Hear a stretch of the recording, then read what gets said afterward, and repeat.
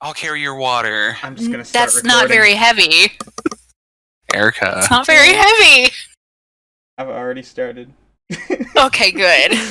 Tyler's gonna carry my charger. I have to go off mic because Tyler's my going off wife... mic to carry my charger. It's fine. We can cut this out later, but this is too much good content. I'm already loving my this. My helpless wife, who is a staunch feminist, and unless it doesn't suit her, and she wants a man's.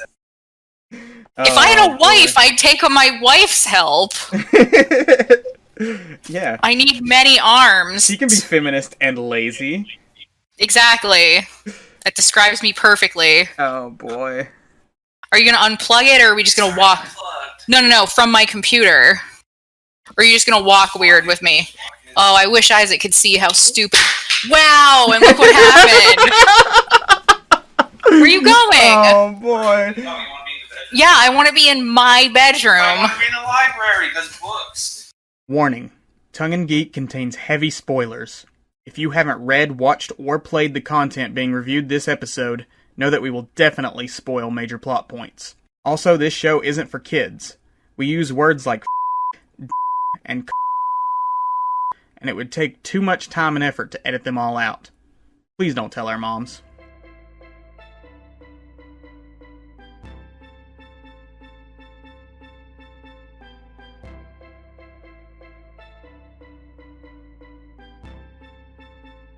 Some people never change. Some do. Hello, lovely listeners. This is Tongue and Geek, where two more white guys on the internet give their unsolicited opinions on all things geek and pop culture. I'm Isaac. I'm Tyler. And today we have a special guest, Tyler's wife, Erika. Say hi, Erika. Hi, guys. That's right. We've added a white woman to the podcast for diversity. Erika's going to be third wheeling on Tyler and my romantic tryst. To talk about the first Animorphs book, The Invasion, written by Catherine Applegate and her husband Michael Grant. Tyler or Erika, you want to give us some background on the book? Well, my first little tidbit was that the author, K.A. Applegate, was actually the duo of husband and wife, Catherine Applegate and Michael Grant. And I stole that. But you stole it. Anybody who was a child in the mid-90s to the early 2000s probably saw an endless parade of these books at your school book fair or in the bookstore. They were published from summer 1996, I think, all the way to summer 2001. The main series consists of 54 books, and there is a multitude of spin-off books, which I think there are 8 in total. It saw a completely unsuccessful adaptation by Nickelodeon that only lasted a year and was canceled because apparently everybody hated it. Yeah, the gifs from that series alone are horrifying. The way they morph.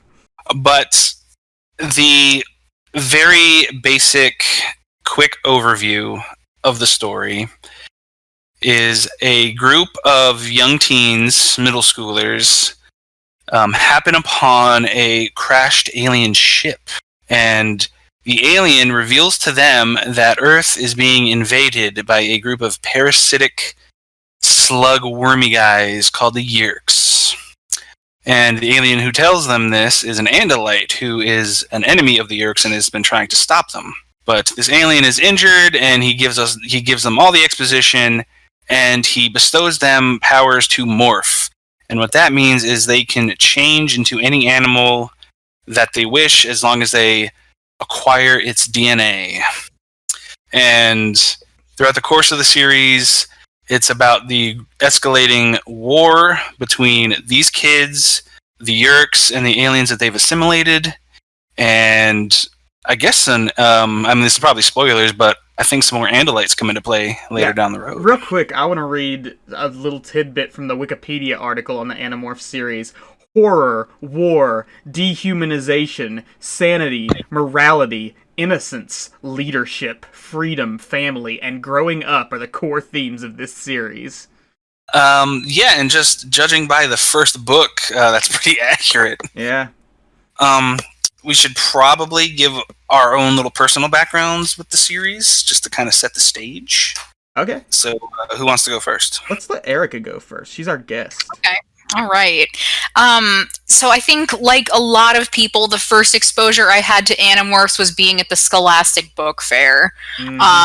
They were really visually appealing, not in a great way. They kind of catch your eye, and you can't not notice them. Yeah, if anybody hasn't seen it before, it's the pictures of, like, the kids who are slowly turning into animals, and they're hilarious. Right, and the gimmick is, like, every book, it's a different animal, so, you know, to get you excited and keep you reading. And the graphics, it really is surprising, because having just read the first book, and from that description Isaac just gave us, you would never think that the subject matter is what it is based on those covers. Those covers are like slapstick, silly BS to look at. With surprising, because we looked through some of the taglines, surprisingly like serious taglines on each cover. There's one like, "Trust no one." And the opening that I just did, "Some people never change, some do." And it's like a really serious tagline, and then there's a kid turning into an alligator. And so I think for that reason, I never really considered it to be something that I wanted to pick up, just because it seemed like there's no way these aren't going to be incredibly cheesy. That it would just be like a lot of shock factor of like, look what animal I can turn into. I mean, that's what the covers are telling you. So as a kid, I wasn't really interested, although my oldest friend did go at them pretty hard. And thought they were great. So it really wasn't until, I want to say a couple weeks ago, before Isaac and I started talking about this, I was reading some Twitter threads, and people were once again talking about J.K. Rowling and her incredibly transphobic, just turf attitude and all the things that she says on Twitter. And people were talking about what a disappointment it is that there are so many authors, and it seems almost impossible to find a childhood author who doesn't have some horrible, terrible political views or awful thing that was going on behind the scenes. And somebody said, well, what about Catherine Applegate? And Catherine Applegate is, upon me seeing those tweets and digging a little bit more, actually pretty freaking awesome. There's been a call for a lot of people to just say, like, screw Harry Potter, go read Animorphs. Like, yeah, that she's awesome and has a trans daughter herself. I was gonna ask. That's how you do an interesting tidbit for the background segment, Tyler. Erika's my you know what? co-host. This passive aggression will not stand. Okay, like the Animorphs, we must come together. Okay. I also wanted to share a quote from, I believe this is actually the second Animorphs book. It's either the second or the third. I'm not, super relevant with all the titles yet, but I know it's one of the first three. And this is a direct quote from the Animorphs series, which was written in 1998, which was the same time that Harry Potter was being written, where J.K. Rowling was pretending she was gay-friendly by having Dumbledore be gay, but then not reinforcing that in any way. So here's a quote from the book. "Humans didn't have a great record of getting along with people different from themselves. Humans killed one another over skin color or eye shape, and because they pray differently to the same god. Hard to imagine humans welcoming 7-foot-tall goblins into the local Boy Scout troop when they couldn't even manage to tolerate some gay kid." Wow. And wow. Haven't gotten there yet, but that's going to be interesting in context. Powerful stuff. I just had this one, I just had a couple of my favorite tweets that I had saved that I'll hop in and say now just because we're on the subject. One person who, their name is Paul Kruger, and their Twitter account is @NotLikeFreddy, said, which is pretty great, said, "Throw out your wizard books and buy Animorphs, the series with an afterword where the author goes, 'Oh, are you sad this war story didn't end happily? Good, you should be. No war ends happily because all war is bad.'" Yeah, that came out with the last book, which is like we were talking about, was like right before 2001, right before like 9/11 happened. Yep. Wow. So the last thing I just wanted to say from my background, it was really people talking about like abandon Harry Potter, think about, which, I just have to separate that subject matter from its terrible, awful devil of an author. And just hearing people talk about how Animorphs has this story about war being complex and depressing, and that there is no happy ending when it comes to war, and just how she is so involved in Black Lives Matters and is so trans supportive with her trans daughter. It was like a breath of fresh air, and that was what was on my mind when Isaac and I started talking about Animorphs, and I was like, maybe after all these years I missed that train, but it's time to take another peek because people have a lot of good things to say. Yeah. So for my background, I actually read, I want to say the first 10 books in like late middle school. Yeah. So I had read through some of them, and I remember really liking them when I was younger. But then when I like transitioned into high school, you know, when you're in freaking high school and stuff, it's like, oh, I gotta act cool now. I can't be reading like these little kid books. And even though these little kid books were talking about like war and like death and violence, like all this stuff, like they were always very mature for the age group they were targeted at. But you know, when you're a high schooler, you're like, I can't be caught reading Animorphs. People won't like me. So I kind of dropped them after the first 10 books. And then I've heard people talking about Animorphs for years. People like would make references to it.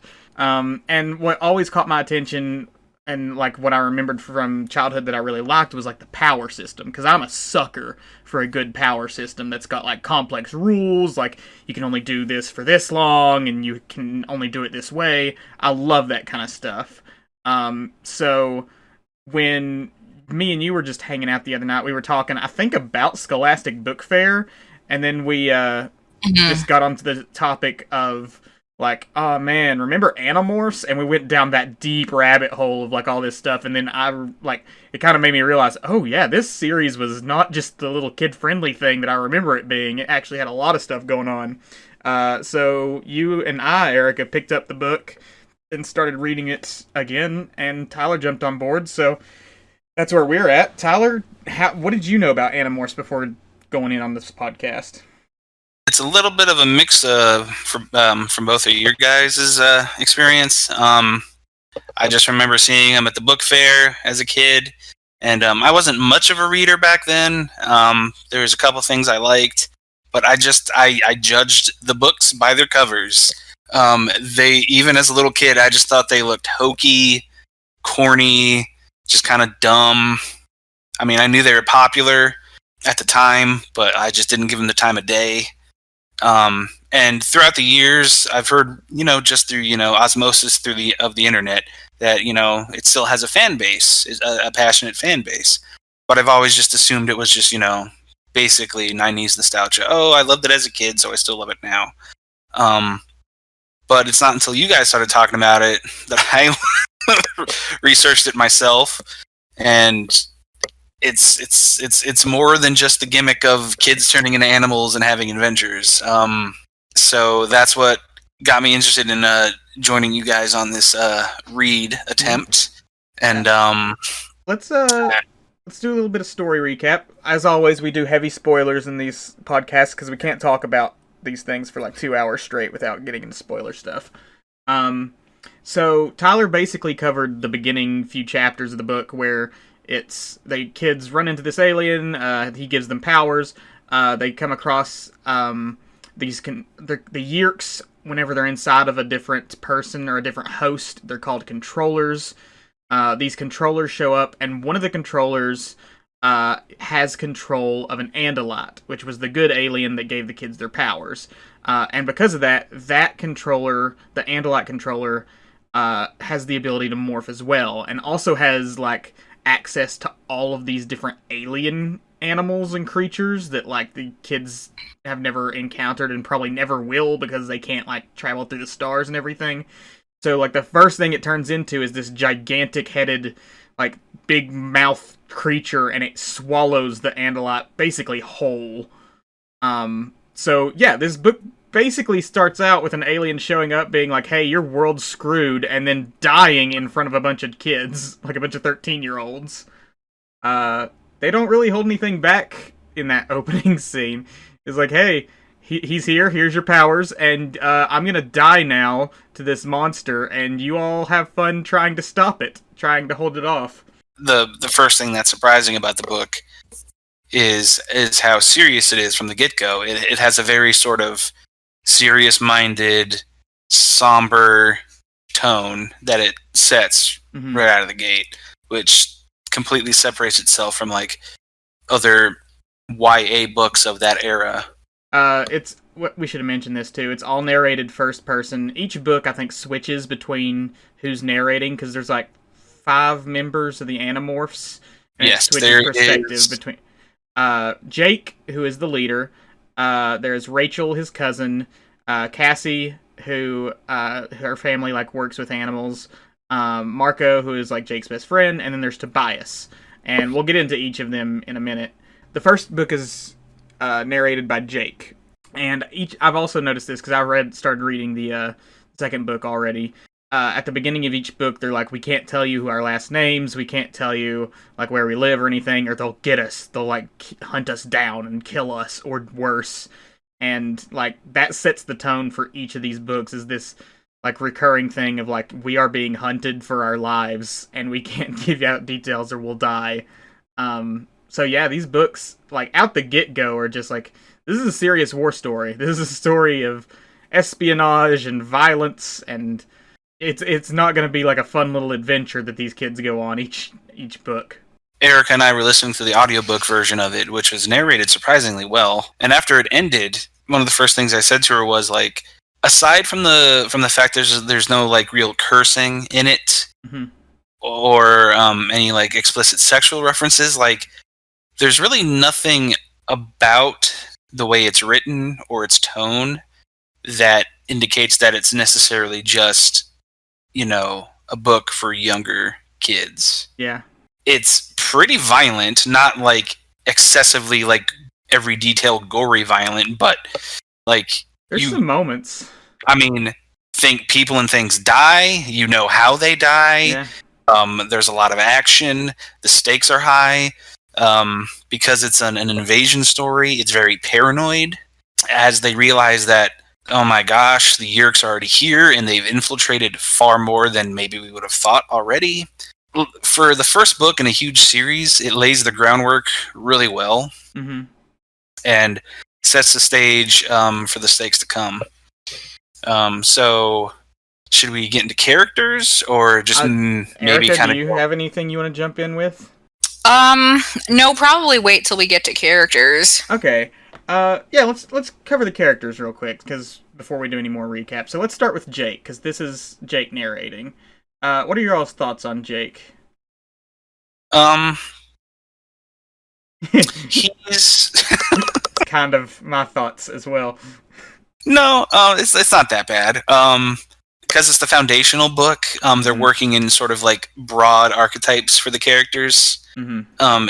Jake is sort of like the every kid de facto leader of the group because, it's YA fiction and groups of teens needed the leader in all kinds of stuff, think Power Rangers and other stuff like that.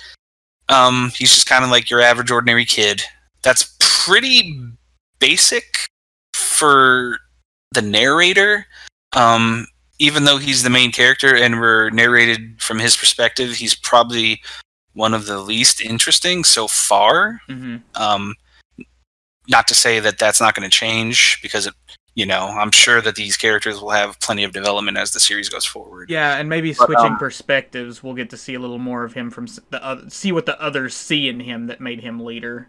We learn that he kind of has a crush on their friend Cassie, and we learn that his feelings towards his other friends, like his cousin Rachel and his best friend Marco, and Tobias is kind of the tag along.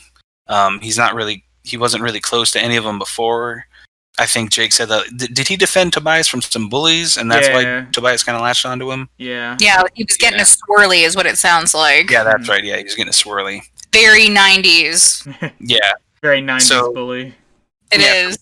So Jake is just kind of like your typical protagonist kid for like a 90s era adventure fiction thing.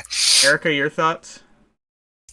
So I think I like Jake so far. We haven't really gotten to see a whole lot of him. I am looking forward to the next book, which is narrated by his cousin Rachel, because like you guys said, it'd be kind of cool to see like an outside perspective of him. Like Isaac had mentioned, we were talking about this before, there is some of his internal dialogue that doesn't really feel like what a true I guess child, that's one of the things that Tyler and I were talking about. We're not explicitly told how old these kids are, but I believe they're supposed to be 14 years old. Well, we know they're in middle school. Everything that, like, reviews and stuff that I've read, like, refer to them as teens. So I'm assuming they're at least all 13 to 14. So the best estimate that I have, and I've tried to look this up and it kind of confirms it, I guess it's never really spelled out. Tyler and I had just started the second book, like we're just a few chapters in, and Rachel refers to a picture that's in her bedroom, and it's a picture at her friend's birthday party, her 12th birthday party, and she says that was a couple of years ago. So the assumption is that they're probably 14. They could be 13, but they're probably 14. And that's a little bit older than I guess I had pictured that's Jake maybe 8th grade. Like, that's end of middle school. Right. And I know that depending, like, where this takes place, and we'll never know because they tell us many times that they're not going to tell us what state they live in. Yeah. Different states have different rules about what constitutes middle school. So it maybe they're actually more like freshmen in high school, and they're just kind of like in a state where that's really more like 8th grade. So I kind of think it might be based in Florida, because they keep referring to the gardens as like this theme park / zoo, and I think it might just be Busch Gardens. That's true. I did notice that, but since Tyler and I are both like born and raised Floridians, I didn't want to like be biased there and say that that's what it had to be. I'm getting a West Coast vibe, to be honest with you. I'm getting like California, maybe Washington or Oregon vibe. Yeah. That makes sense, because there is like a lot of woodland. They mentioned some woodland area in the second book. My thoughts on Jake is that he's okay as a character so far. I agree with Tyler that he's kind of like the most boring out of the group, which kind of makes him a dull narrator. Like, it's not so bad that he's the narrator for the first book, because like we get to see all of the others actually being fun from his perspective and why he likes them, and I'm hoping that we'll see more of like why he's a good character.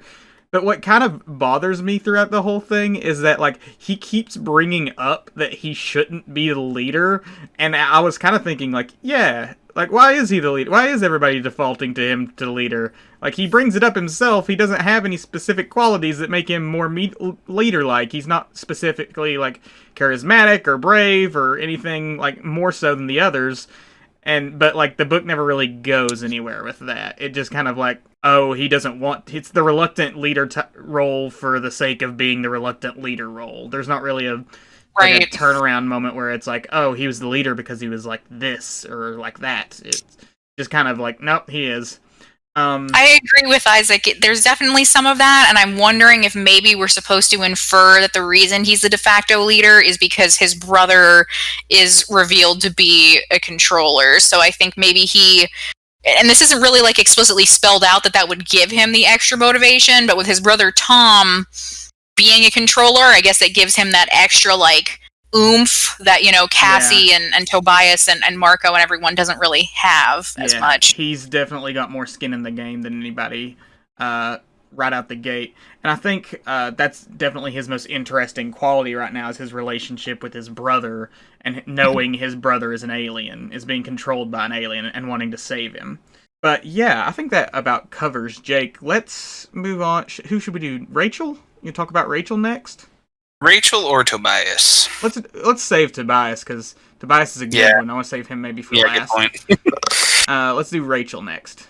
All right. Rachel is Jake's cousin, and to slot her into her initial archetype, and just in case we haven't made it clear, we're only really reviewing the first book, so obviously these opinions and takes are subject to change. Yeah. It's strictly just first book impressions. She's like sort of the archetypical pretty outgoing one, but also kind of like a kick-ass like warrior. Yeah, she's revealed kind of be the take charge one of the group so far, which makes for a fun character, if a typical character. She's just kind of got that basic sort of Kimberly from Power Rangers sort of, but less ditzy personality. But toward the climax, not to jump ahead, but toward the climax, she kind of becomes my second favorite character in the book.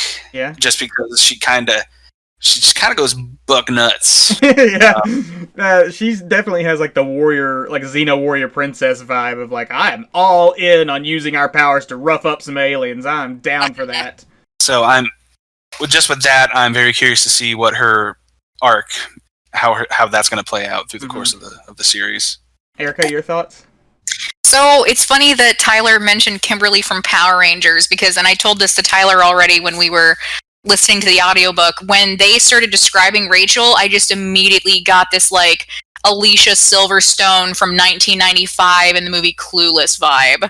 Like, it's just this pretty blonde, long-haired girl who loves shopping, is very like bubbly, and so that's really like the impression that I got from her. I really liked that Jake and Rachel were cousins. I liked that right off the bat because I thought that gives them kind of a nice insight into each other's character. Like, Jake was able to tell us a lot more about Rachel and get a lot more personal than he was able to about Cassie, who's his crush, and Marco, who's his best friend, and Tobias, who's kind of this, guy he took under his wing because that's his cousin. So he's kind of able to like spill the tea and talk about some of the qualities he thinks can be kind of annoying about Rachel, and that was nice because it felt really authentic. It's always really hard to be establishing characters and finding a way, and Isaac and I talked about this previously, to describe people without it feeling so forced. Right. And because Rachel and Jake were cousins, I felt like that was really natural. And the further we got in the book, just the more I liked her, and I've had some things spoiled about Rachel just previously, and several of the characters, honestly, just because I was never in the Animorphs world, and I just started seeing these things. You and I kind of spoiled a lot for ourselves when we went down the rabbit hole, and we've got to work real hard not to spoil anything for Tyler now. Exactly. I will add on to one thing that you mentioned about, I also like the fact that she's his cousin because it kind of cuts off any obnoxious love triangle things between the three, like her, Jake, and Cassie, because I hate a bad love triangle. Like, there's a few good love triangles done, but like for the most part, a love triangle is so contrived, and I hate them. Just that knowing some of the things I know about her that have been spoiled for me, it makes her even more fascinating of a character to see how she's going to grow into that. She seems to have like a little bit of a crush on Tobias, which I think is interesting because you've got like the pretty popular girl who's outgoing and confident and all this stuff, and you've got Tobias, who is very much like the opposite of that. Like, he's sort of a social outcast, he's into weird things, he's not very fit, and I think that was like a nice little, it's a cute little kid crush dynamic in the middle of this horrifying war story. So but I guess you guys covered that completely went over my head. What gave you the impression that she might have a little bit of a crush on Tobias? There are it's very obvious. There's a couple different scenes, especially when towards the end of the book, when he's in his hawk form, Jake thinks it's very interesting that she's being so sweet to the hawk and letting the hawk rest on her, and he finds that kind of interesting. Like, you can see he's kind of seeing they have a bond going on. I think she nuzzles her head against him, like whenever he lands on her shoulder. There's like little. I don't know. I'm thick, so maybe, I remember that, but I didn't take it as. I just thought it was just like, oh, they're bonding and they're all becoming close, kind of thing. I think the fact that Jake noticed it so hard is what makes it so apparent. Is that he's like, I find this really interesting that this is happening. Meaning, it's kind of like a new development. Yeah, good point. Newsflash, Tyler is bad at literary analysis and reading between the lines. I have a degree in literary analysis, and Erika reads way more than either of us combined, so, don't worry, we got you on this. Okay, so that's Rachel covered, so should we do Marco or Cassie? Let's do Marco. Okay. Marco is the best friend of Jake. Yeah. I also think it's relevant to note that this is a diverse cast of characters. Mm-hmm. You have Rachel and Cassie, who are both girls. Cassie's African American. I believe Marco is Latino. He's the sarcastic jokester one. Yeah. He's also the most reluctant to take the burden of being an Animorph on, to take the mission on. He's not cowardly. That's not a fair assessment. He's more pragmatic and interested in self-preservation because we learn that his mother has passed and it devastated his father, and his father is just kind of a shell of who he used to be and can barely manage to take care of himself and Marco. So Marco's whole thing is like, hey, we're all kids. This just literally basically fell in our lap. We don't know what we're doing. This is so beyond us. We should just stop and hide because this ain't it.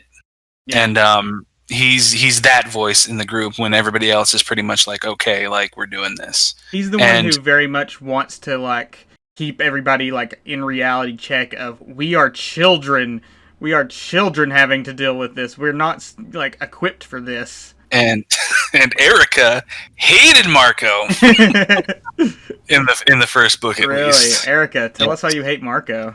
I do. So I completely understand what Tyler's saying about Marco, and it's true. I think it's unrealistic if we didn't have a character who is more hesitant to just join into this random alien fight that fell into their laps because they were taking a shortcut home. Mm-hmm. So I understand him being kind of resentful that why is it our job to like save the entire human race? Like, I didn't sign up for this. Like Tyler said, they tell us pretty early on that it's only him and his father. So I get why he's especially worried about that. I think it's unrealistic if we didn't have a character like Marco, but Marco's dialogue and his character is so abrasive to me. It's everything he says is with such like teenage sassy attitude that it just puts my hackles up. 90s teenage sassy attitude. Just immediately. He's whiny about it and petulant, and it's so off-putting to me. Marco's cool but rude. So it makes sense, his reluctance, but it's just his...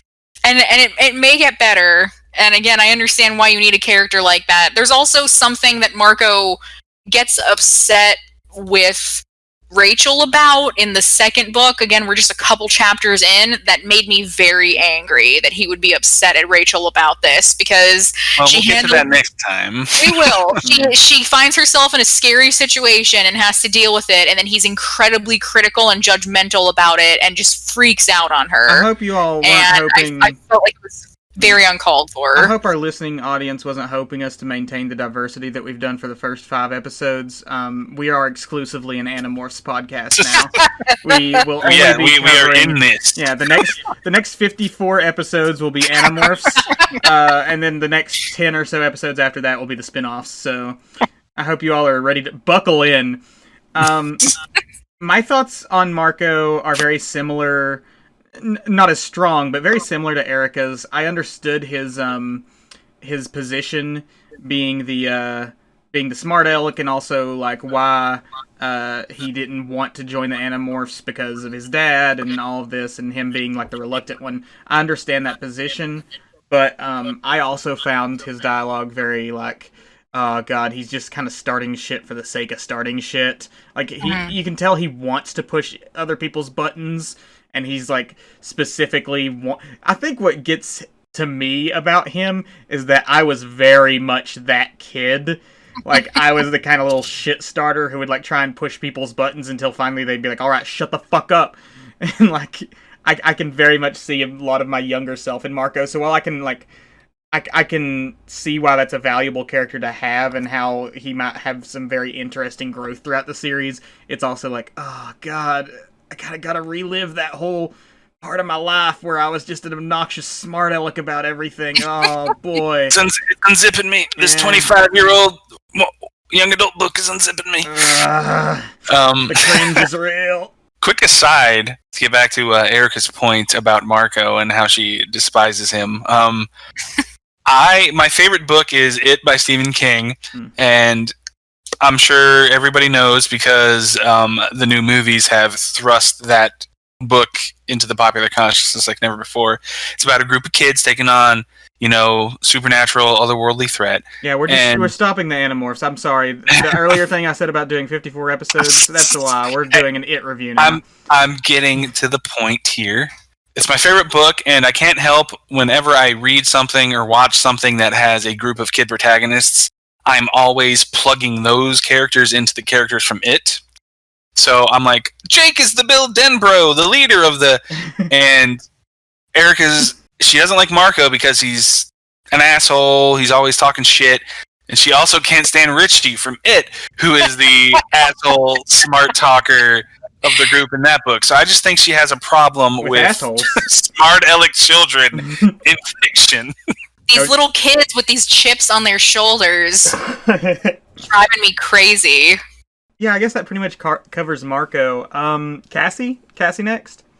Cassie. I'll go first. I like Cassie. I heard through the grapevine that a lot of people think she's annoying. That might come into play later. But she's more the quiet, reserved, gentle one of the group. She kind of keeps to herself unless she has something that she really has to say. She's also the peacekeeper. I was saying that I can tell that they're setting Cassie up to be the conscience of the group. Because her parents are both veterinarians. She already has a built-in love of nature and animals, which factors into the morphing later, which is pretty cool. She's kind of the ace at morphing. Yeah. And she's also Rachel's best friend, which they don't really explore it in the first book too much, but I assume they're gonna play off, Cassie's more mild nature with Rachel's more gung-ho nature. There's a lot to cover in this book does a very good job of giving us enough about these characters to get invested without getting too into their background, because we can't learn everything about these characters out the gate. Yeah. So I'll chalk Cassie up to another character that I like and am invested in and want to see more of. Yeah. Erika? I'm extremely interested in Cassie from the first second that she was on screen. I really like how we get to see her through Jake's eyes and how he describes her kind of quiet, a little bit tomboyishness, and how he's kind of content to admire her from afar, being Rachel's best friend. And I think that with Cassie, it's going to be really interesting to see her personality develop, but I also think it's great that we have that wildlife rehab center. Yeah. It's a natural reason that they could be exposed to different kind of animals that they'll be needing to morph. And they mentioned it it was just kind of a throwaway mention when they were setting it up in the first book. They say that it was originally a farm and that her family has had it in their possession since the Civil War. So I kind of thought that was interesting, because that implies to me that Cassie's family, being black, is possibly given this farm as reparations, has this farm throughout their entire, family line, and then kind of morphs that into a clinic to take care of animals. And I'm that is some interesting, cool, thought-provoking setup we've been given just for a place where it's haha, reason to touch animals. Again, a lot more depth being given to this than I would have previously thought. Yeah, I didn't not even catch that about these books. I didn't even catch that the first time. Yeah, I thought that was really interesting, and the unapologetic way that he's just describing Cassie, and he's yep, Cassie, he's black, doesn't dance around it or anything. And then mention the thing about the Civil War, and I'm wow, that is interesting. Yeah. Yeah, I have very similar thoughts. I think Cassie's a great peacekeeper role to the group. She's sort of the more quiet one. I think she'll make an interesting... like I said, I want to see more of what Jake's personality is aside from just the leader.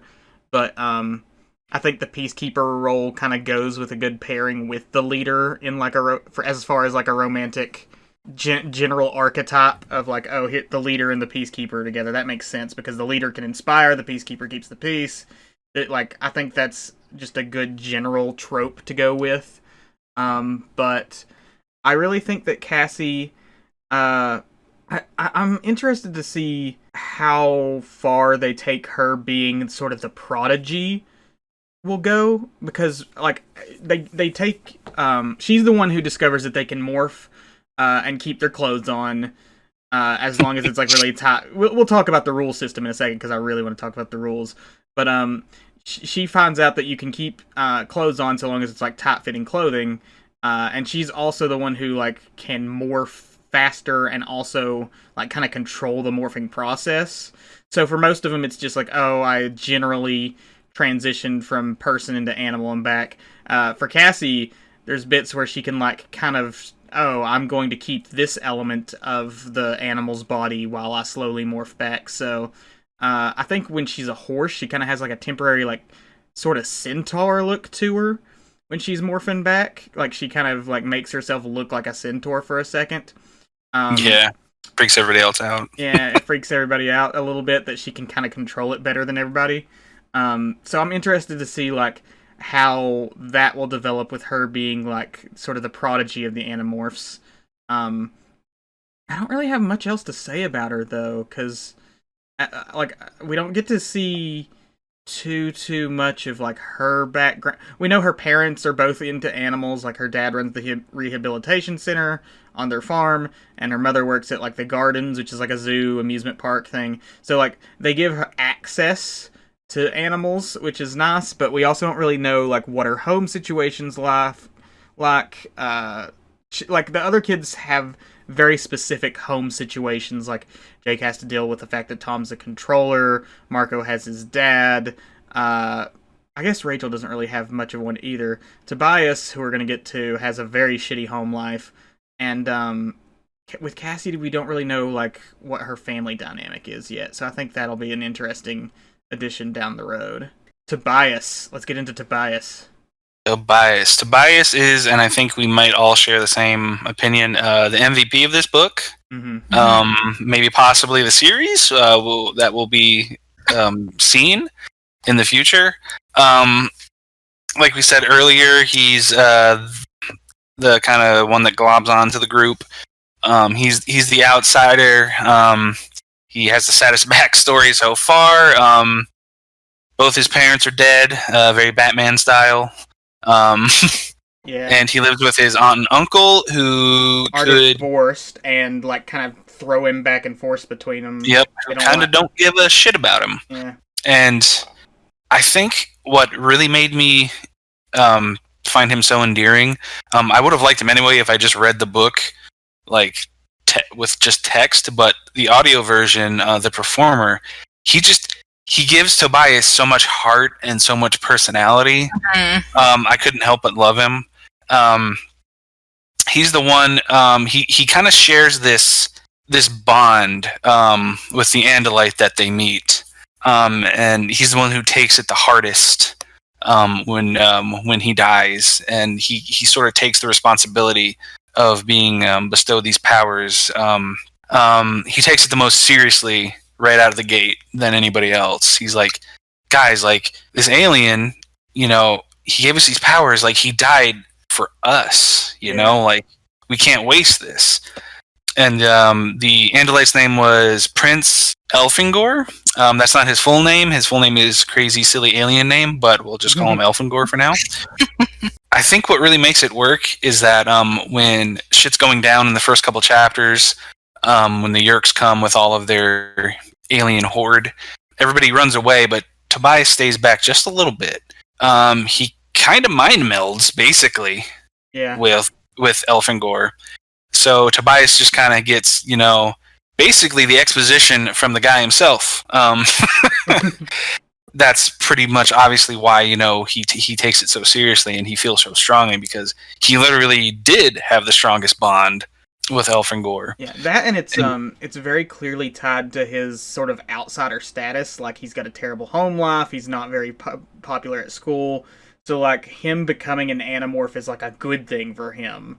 Even though it's this horrible, horrible thing that they're going to have to deal with, like aliens invading Earth, it's suddenly like, oh, now he's important. Oh, now he can like make a difference and people might care about him because he has like the power to make things change.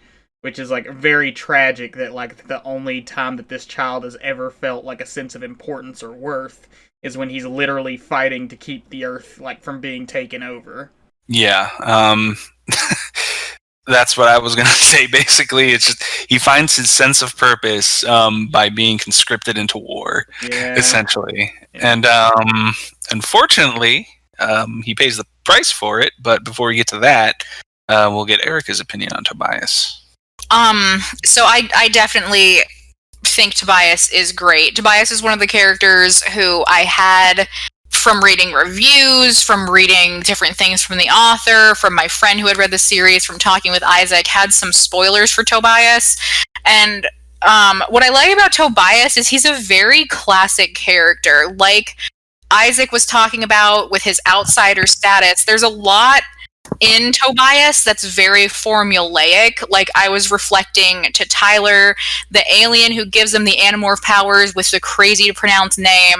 I was comparing this and saying this book's Billy Bones, which if you're not familiar with Billy Bones, he is the pirate who gives the treasure map to the main character in Robert Louis Stevenson's Treasure Island.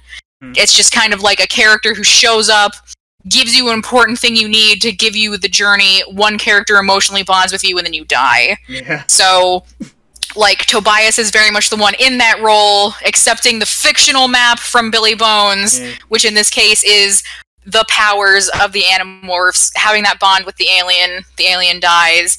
And he also has, like, a very, like, Harry Potter, like, Jane Eyre-ish, like, upbringing. It's like a character who was being treated poorly by their family, has a bad home life, being picked on, being bullied, doesn't see themselves as being that great, who is then thrust into an extraordinary situation and then has to confront their own greatness.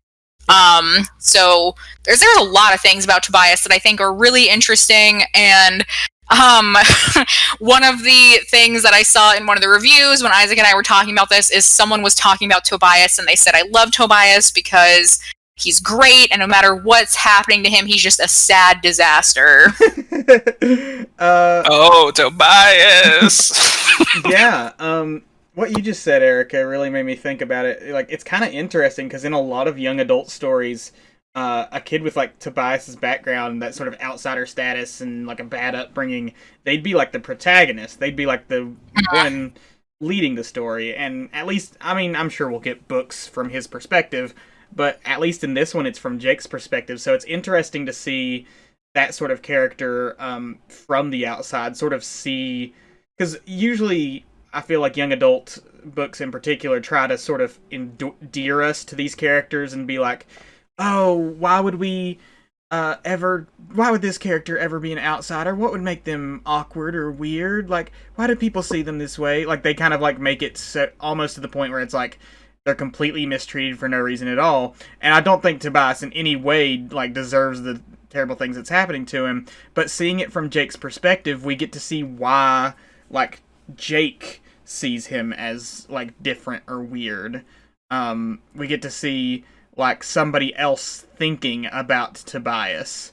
So instead of it just being like, oh, here's this poor child that like, oh, feel so bad for them. It's like, here is this person that the narrator themselves is kind of on the fence about, but now like throughout the course of the story, we develop like a relationship with them and feel more for them. So it's like not just the audience feeling for Tobias, it's like the characters themselves. We get to see how they come to feel for Tobias. Very good points. What I liked is that Tobias is the catalyst for convincing Jake to embrace their powers. Yeah. Like Jake didn't have like this come to Jesus moment himself where he's just like mulling it over like, I have to do it because it's the right thing, which could have been like the easy shortcut to take. Mm-hmm. It took Tobias coming to his house, you know, as an animal. Wait, did he come to his house as an animal? I can't remember. No, the first time he came over regular, and then he turned into a cat. Then he turned into his house cat. Yeah. And, you know, that freaks Jake out. You know, he doesn't know what to do with it. He's not sure, but it's Tobias's excitement, his conviction, and just kind of the, like, open-hearted, like, rawness of him that kind of sways Jake to be like, all right, man, I guess I'll try it out. Mhm. So Tobias is probably the most multifaceted character so far. Yeah, I would definitely agree. Because I like what he does for the group overall. Mm-hmm. So it's again, it's going to be fun kind of tracking his trajectory through the course of the series. Should we? Especially considering, yeah. Well, that leads into the rules. Yeah, so you the want rule system. I will start with the rule system because I love rule systems. So I love the rule system that they've set up in this book. The kids are given. It's not just like Andalite physiology. There's actually like there's like a box that they get from the Andalite who gives them the ability to morph, and it comes with all of these different rules that some of them the Andalite tells them about, some of them they have to kind of figure out on their own. I already talked about how they only found out that they can morph with like tight clothing on, otherwise they come out naked. There's also a 2-hour time limit.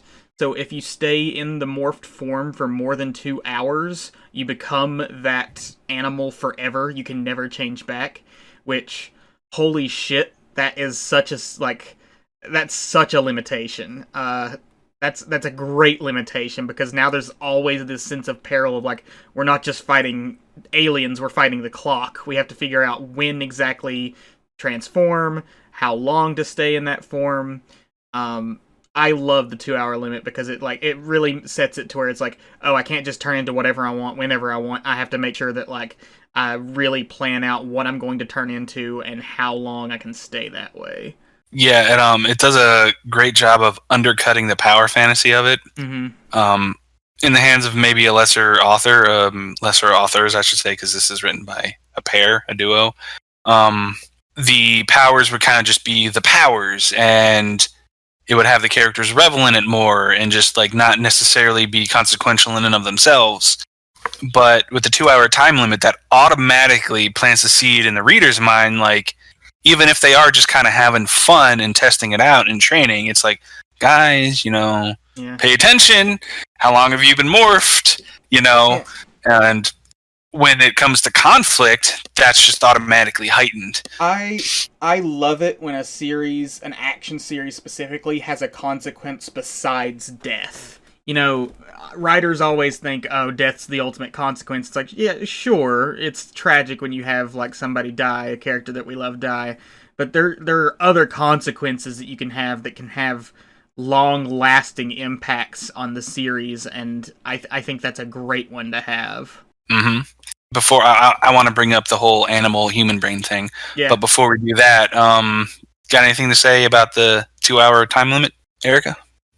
I thought it was funny because Isaac and I had been discussing Animorphs alone, and later told Tyler about, hey, this is something we'd like to be doing together.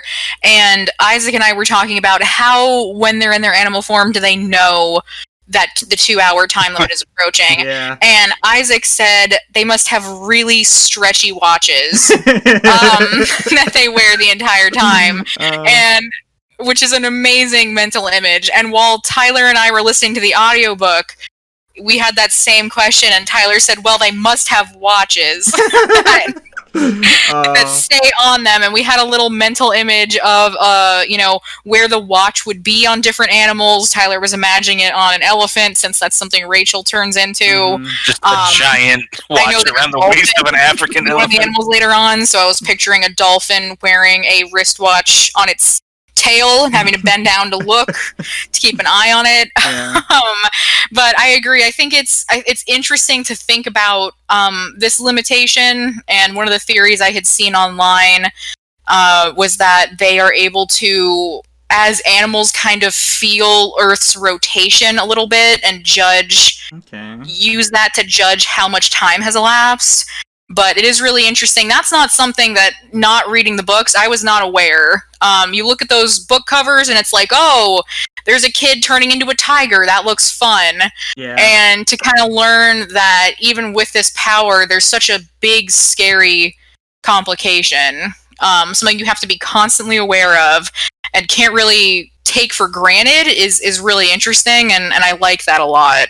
Yeah. Mhm. Another power before we get to the animal brain, because that's probably the other biggest one. Another part of the power system is that you have to touch the animal that you want to turn into. So you can't just turn into anything you can think of. You actually have to, like, if you want to be a tiger, by God, you've got to get into the tiger cage at the zoo, and you've got to pet that thing, which is an interesting concept because it makes it a lot harder for them to acquire animals to turn into. You know, just the actual acquisition of morphs is now part of the action. Which literally, I talk about the tiger cage. That happens in the book. They like go to a zoo and they look around for animals and they go into the tiger exhibit. And thankfully, whenever you're touching the animal, they go into like a brief trance that like makes them more docile, kind of sleepy. But there's a very real risk that like, oh, this animal could kill me before I get the chance to acquire the morph. Am I the only one who was wondering, like, outside the box ways that they might be able to, like, employ this power? Like, if they went to a bearskin rug and touched a bearskin rug, shit. could they turn into a bear? If they go to a museum and they touch the skeleton of a T-Rex, can they turn into a T-Rex? Well, like, I mean, maybe not. I think so, because I it's all down to DNA. But maybe like dead DNA doesn't work or something. yeah, maybe. it's interesting to think about. I guess. Hell, maybe they'll get into that later in the series. Yeah. For all we know. Oh, I would love if they turn into dinosaurs later down the road. That would be awesome. I kind of think they do. Do you? Oh. Like I've heard there's time travel later on. Spoilers. Oh shit. So who knows? So, spoilers, I have also heard there is time travel, and that something goes down with Tobias and Hitler. What? Yes. Oh my god. Yeah, this is Oh, Tug and man. Geek is done. Mighty Morphin Animorphs is our new podcast. We're not doing anything but Animorphs from here on out.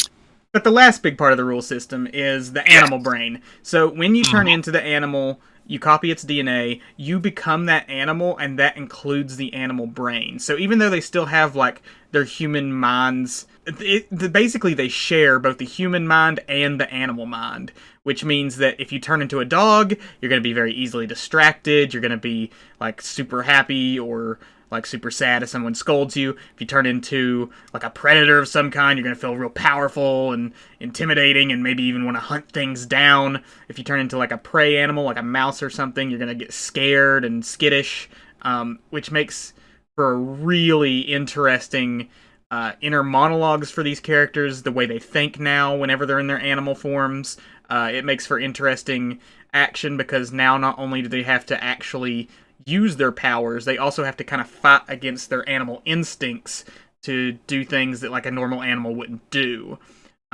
which is just a really clever way to switch up the like narration style every now and then.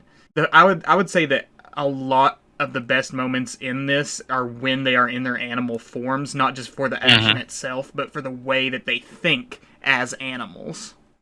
Yeah, totally agree.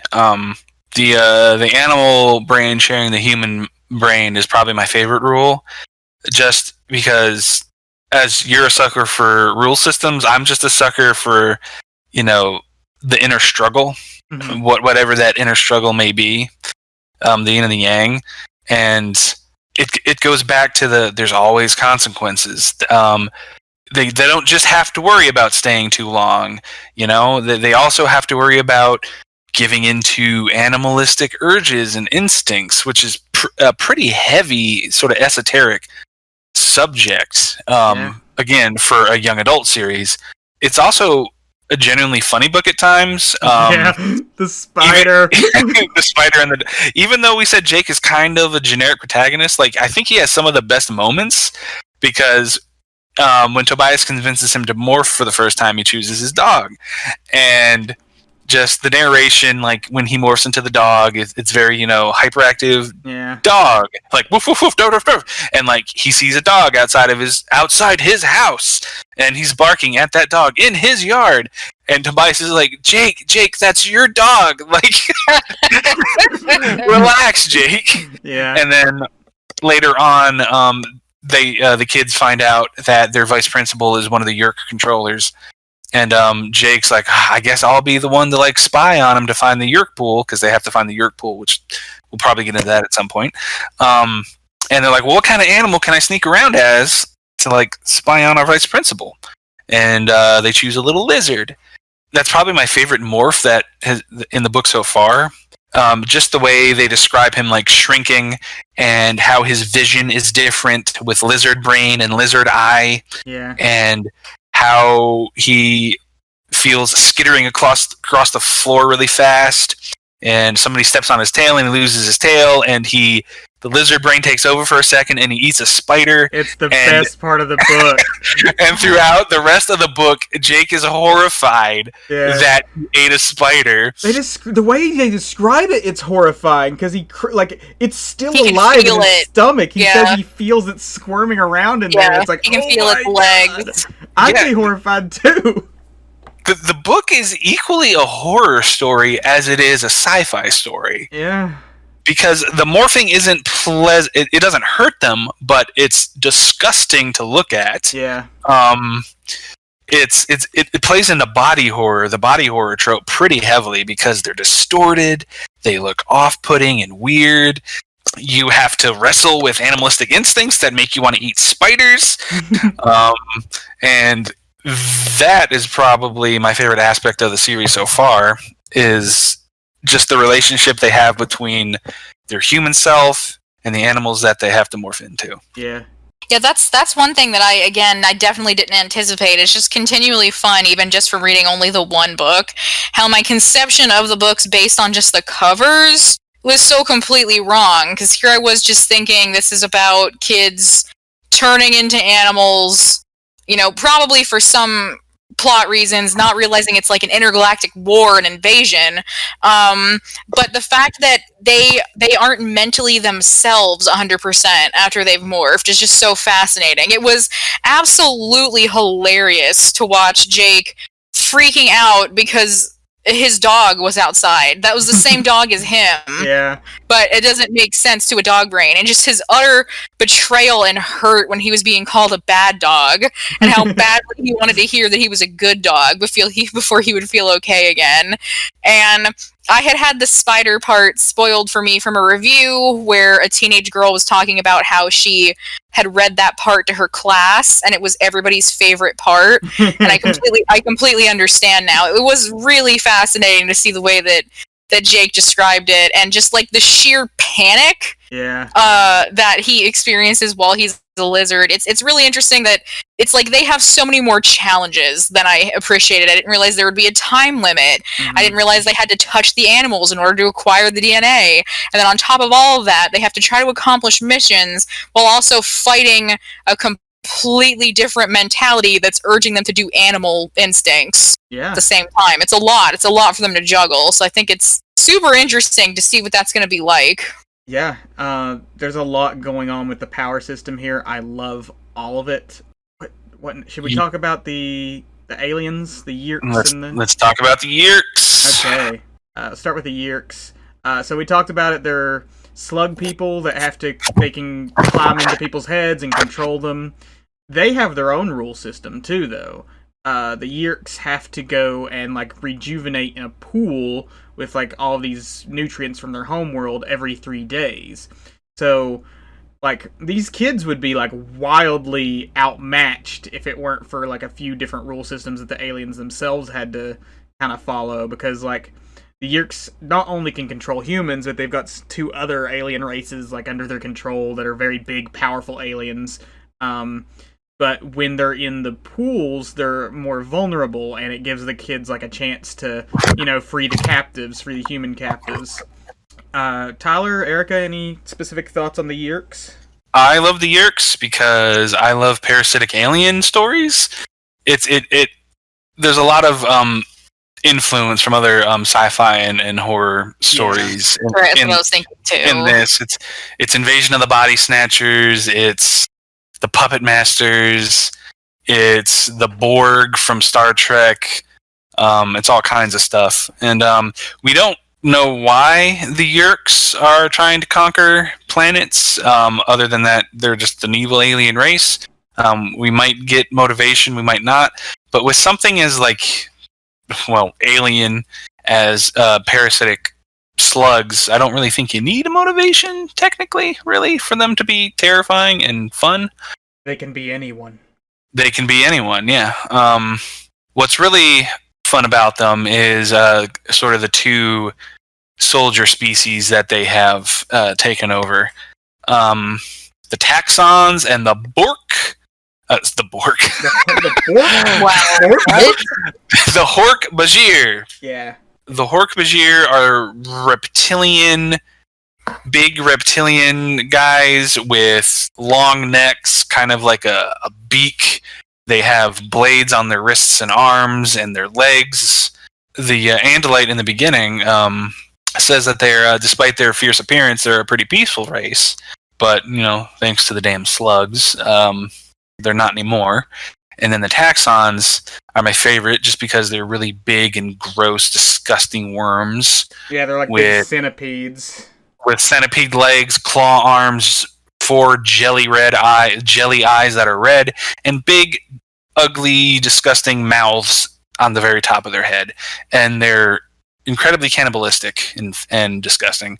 So, yeah, I mean, they're much more willing. They talk about the taxons as like a willing. This is a little further down the line. Some people that the Yeerks take over form like a symbiotic relationship with them. They allow the Yeerks to control them.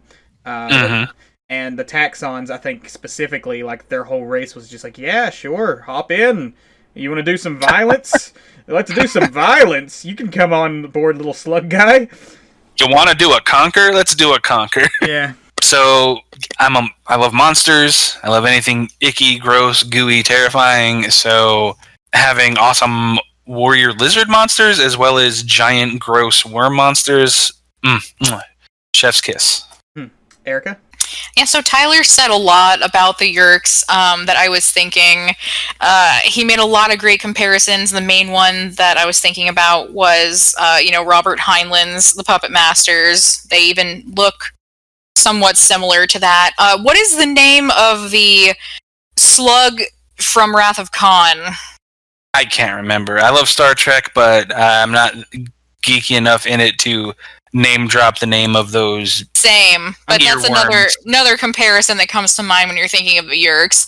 One of the things I thought was really fascinating about the Yeerks is that, towards the middle of the story, once we're kind of finding out about the Yeerks, we find out about the Yeerk pool, which is absolutely disgusting. And it's like molten lead. Yeah, and the sheer amount of Yeerks inside the Yeerk pool is a lot. It's astronomical.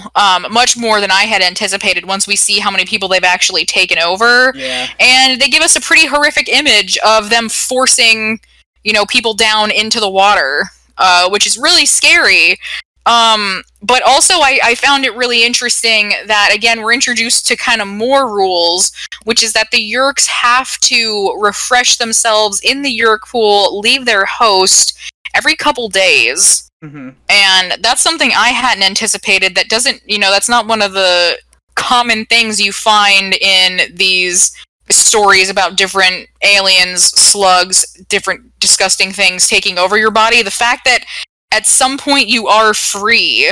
So every couple days they become self-aware of the fact that those who didn't willingly let this happen to them are being possessed by these disgusting creatures, and they have to lock those people up to make sure they don't escape, and that it leaves them vulnerable for the Animorphs to be able to attack them. I think that's fascinating. It's interesting because it both gives the Animorphs more of a chance to, they're vulnerable during this time, but also it makes it way more horrifying, because you get moments where these people who were controlled this whole time, who were the enemies of the Animorphs, suddenly become regular people again, who are screaming and begging for help, and it's just all the more horrifying and heartbreaking. Yeah, it is, and I think that's one of the things that Cassie is going to struggle with, because they did already mention.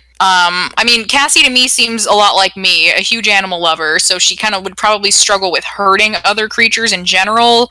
And she's captured towards the end of the book. We kind of see the struggle of her being but these are just people. The Yeerks may be inside them, but we can't just be hurting people. Yeah. Should we just get into towards because The middle of the book is mostly the kids figuring out how their powers work, trying to figure out where the Yeerks are. They eavesdrop on Tom to like figure out where the Yeerk pool is. Should we get into the final battle? Because that's kind of like the big action sequence. Sure, let's do it. Okay, so they find out where the Yeerk pool is. There's like a secret tunnel down through the school that goes underground, and they find out the Yeerk pool is enormous. It is like this. They describe it like the size of a football stadium underneath like the whole city, with secret entrances like all throughout the city. And there's basically a whole city of people in cages down there being controlled by the Yeerks. So Cassie gets captured. They originally were going down to try and save Tom because they heard like, oh, he's going to refresh tonight. We're going to have a chance to get him out while he's being refreshed. But then Cassie gets captured, so it becomes we have to try and save Tom and Cassie.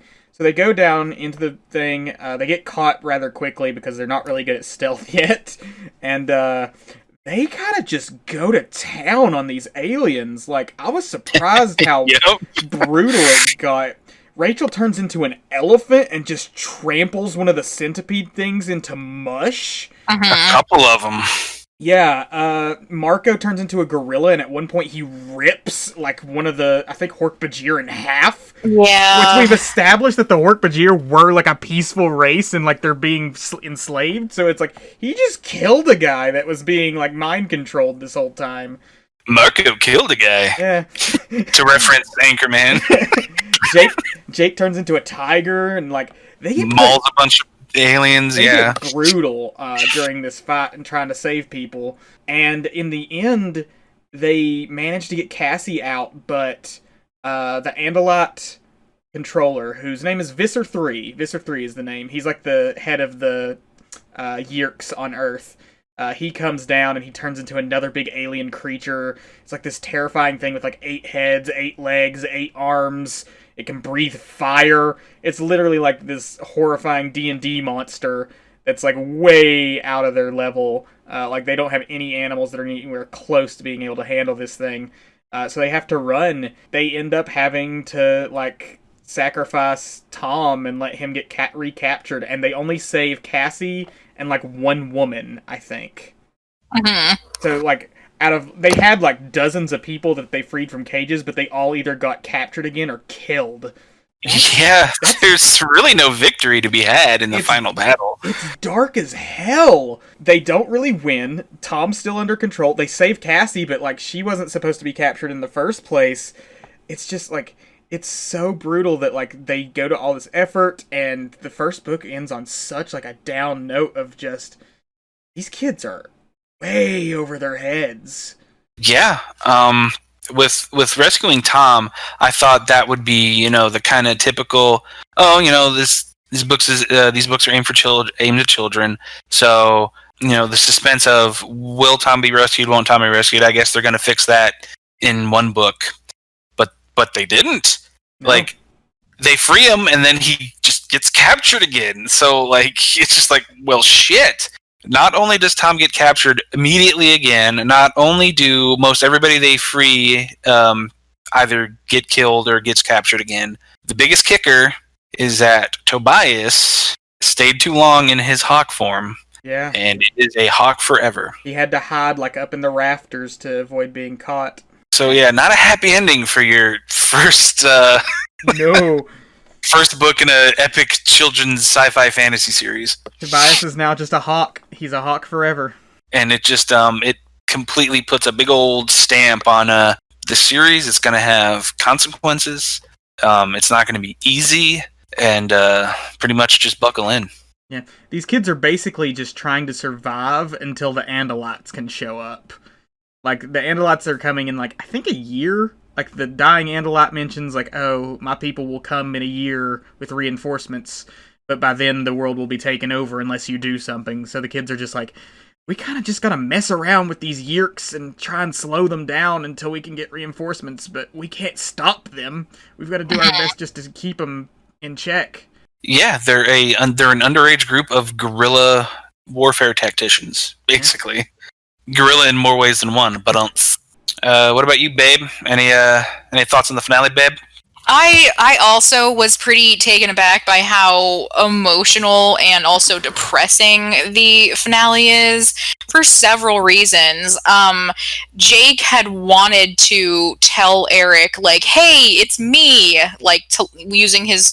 I don't know. Yeah, it's interesting that they have telepathy, which I had thought would only apply to them as part of their powers, but he seems to imply that he could have telepathically told his brother, like, don't worry, it's me, like, I'm here to save you, but he doesn't. And it was very bittersweet and honestly kind of scary that it was good that he didn't end up revealing himself to his brother, because he does get recaptured. Yeah. That was not really a possibility that I had considered. I, like Tyler, had thought, well, I mean, obviously they'll have that victory. Like, it's a kids series, and they went through all this trouble, and in the end, they just end up saving one random lady.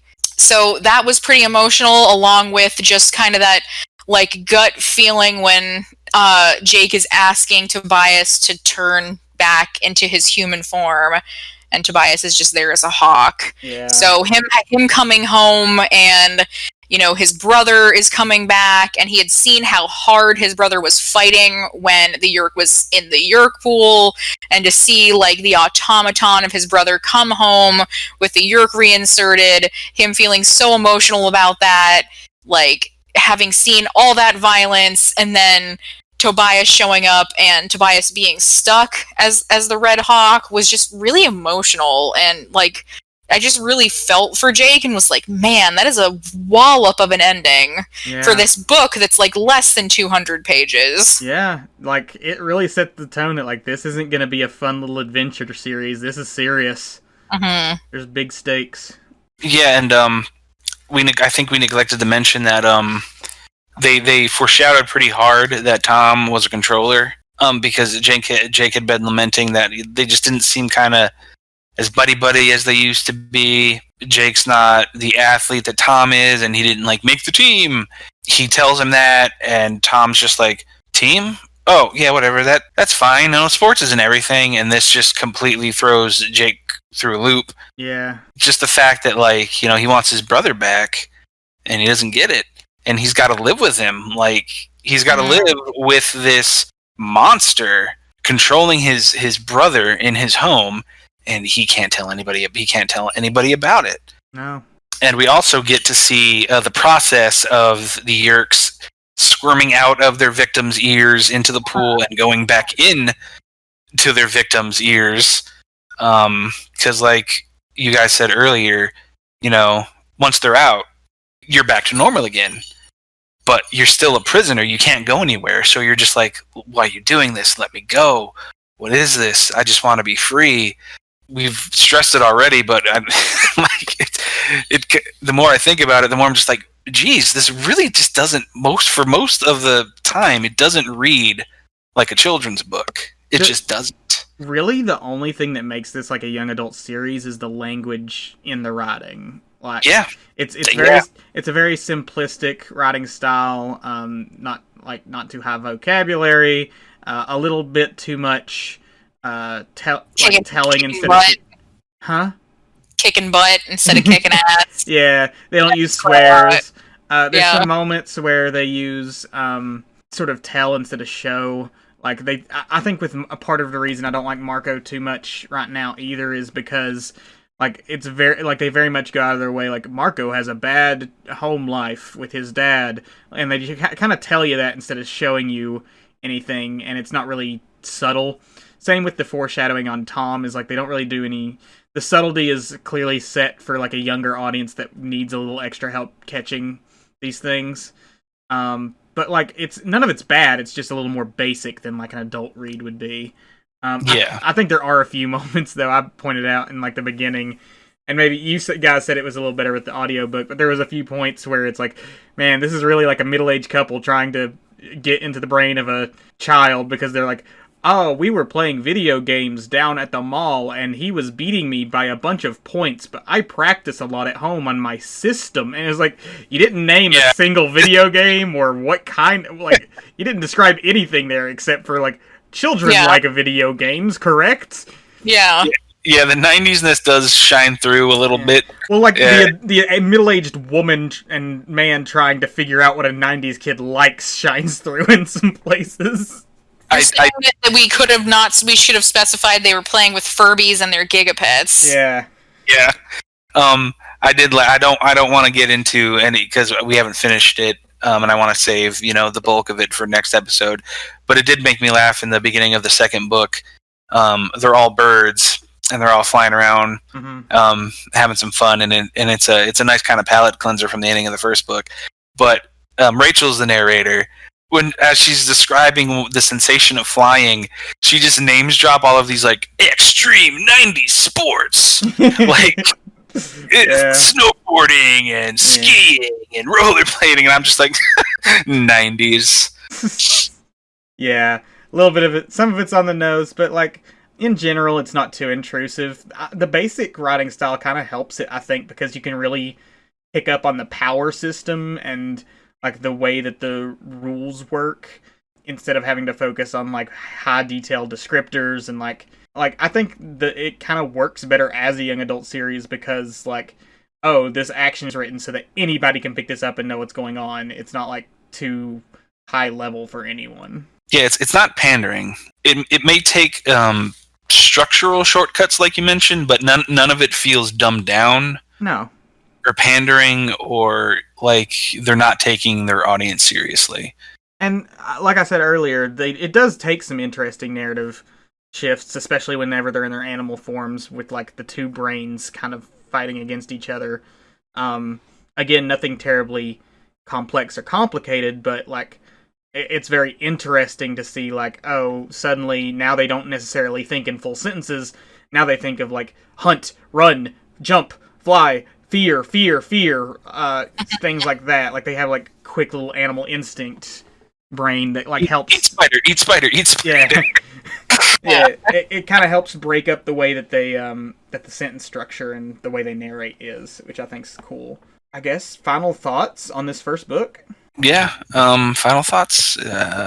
Final thoughts are even just one book down.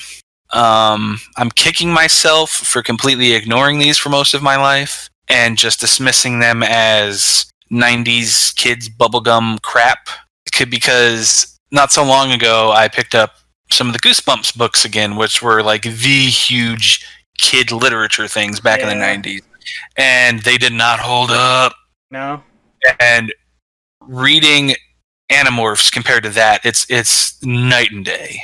The complexity, the thought behind the narrative and the characters and the story, it's on a completely different level. So I totally see how the fan base for this has endured for so long and how it's so passionate, because we're one book down and I'm already like hooked. Like this has me more excited than something like this has had me in a long time. Yeah, I'm only like 20% joking about this becoming a full Animorphs cast.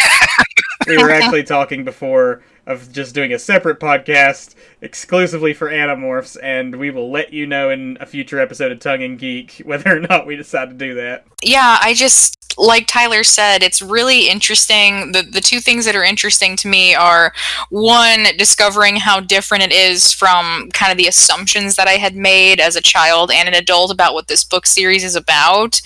And also, two, just how much of it is thought-provoking and leaves you really good food for thought. Like, when we were talking about the Yeerks, how conscious are people while they're possessed by the Yeerks? Yeah. Are they able to be seeing everything? You know, Eric, while he's possessed, where is his consciousness? Is he trapped there having to watch Yeerk Eric do everything until he's released? Or is he just like kind of in like a unconscious state? Like they tell you so little, but just enough, and I didn't realize the world building was going to be this rich and like make you think. Yeah. I, like Tyler, also thought it was just, you know, dumb generic people turn into animals, flavor of the week, like monster of the week, like, you know, very like generic stuff. So just the amount that there is to think about and talk about, and you know, I don't know that I could get through all 54. I don't know if it can hold my attention for 54 books, despite the fact that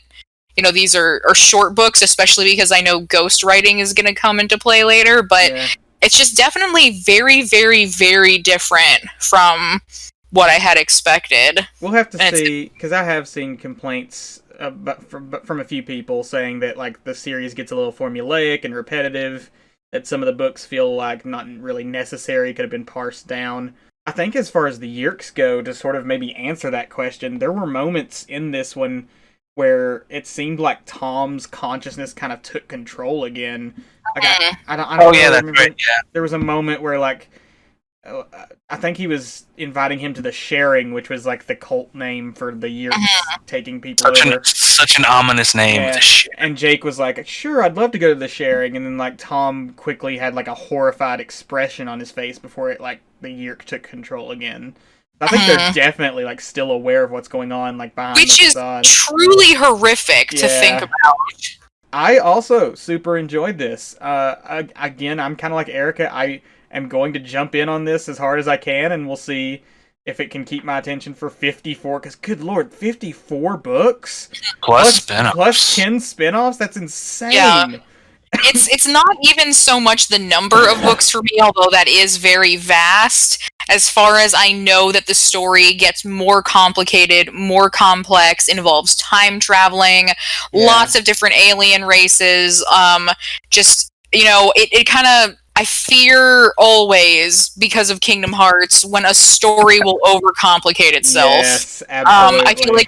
I feel like, unfortunately, as much as I love Kingdom Hearts, it's a perfect example of a franchise that had a great story that could have been much more streamlined, even when they were getting, further detailed and fleshing out the different worlds. So that's really my fear, especially since there are, so many ghost-written books and books that people say are unnecessary. So we'll see. I really thought this would be something that I'd just be like, oh, okay, I read it and I'm done. But I'm actually intrigued. I want to know what happens. I like everyone, and it's a lot heavier than I ever would have expected. At the very least, this was a great ground setter book for a premise.